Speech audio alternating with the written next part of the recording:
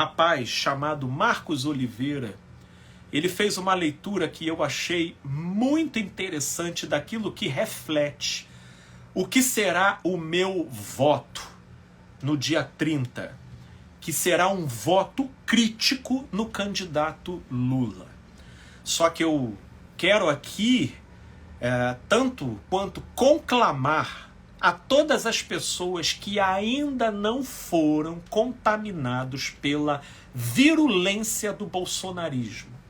Sim, essa minha fala aqui, ela vai na direção daqueles que, por mais que simpatizem com o governo Bolsonaro, ainda resguardem o bom senso e a racionalidade.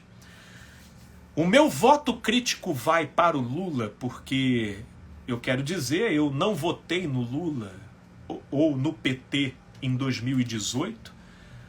Na verdade, desde 2018 que eu vi que o Brasil entrou numa polarização extremamente perniciosa e prejudicial, venenosa, onde no primeiro turno eu votei na Marina para tentar sair da polarização, mas em 2018, no segundo turno, quando foi Bolsonaro e Haddad, eu já votei nulo, porque ali para mim o Brasil já tinha perdido.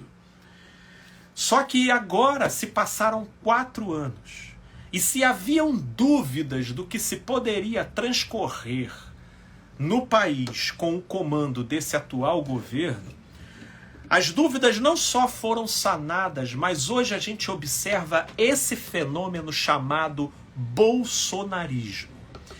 É um fenômeno que está para muito além do próprio Bolsonaro, e é por isso que essa minha fala aqui é para aqueles que ainda resguardam o bom senso. Estamos diante de uma fenomenologia perigosa e que, no modo como ela se tornou coletiva, ela está angariando cada vez mais pessoas e desfigurando elas num comportamento altamente negativo e comprometedor de agressividade, de violência, de beligerância, de insolência, de desrespeito, de preconceito. E eles estão atrevidos, eles se metem, eles invadem. Esses dias eu estava recebendo um vídeo de um sujeito que não aguentou, subiu no púlpito e começou a bater no padre. Minha gente, por mais que você possa querer se isolar no seu próprio mundo, e uma vez simpatizando com o atual governo, vendo ele até como uma proposta melhor do que o governo do Lula, no nível político, econômico, tudo isso é discutível. Inclusive, todo o meu respeito para aqueles que pensam assim. No entanto, eu faço aqui um apelo em função desse fenômeno, denominado por sociólogos e cientistas políticos e psicólogos como bolsonarismo.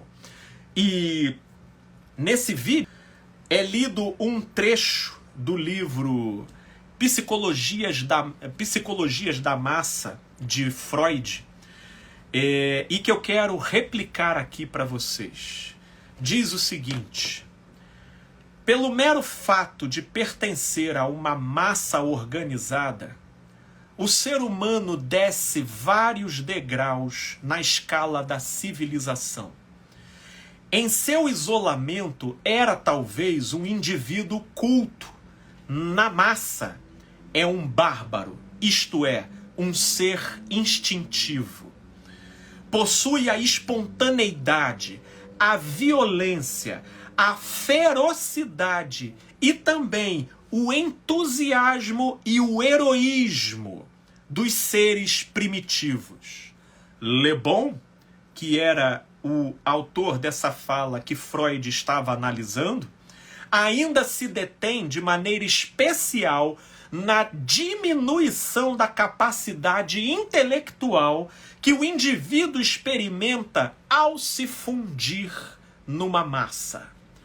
Portanto, cada vez que a gente olha para essas pessoas, e que até então eram pessoas ajuizadas, eram pessoas equilibradas, mas que quando inseridas dentro dessa massa, e falando hoje com as redes sociais, com as pessoas se interconectando para além da presencialidade, então isso confere um empoderamento ainda maior relativo aos efeitos produzidos pela psicologia das massas. E naquilo em que o indivíduo fundido e atrelado a essa massa, o seu potencial cognitivo diminui e a sua prerrogativa instintiva fica à flor da pele.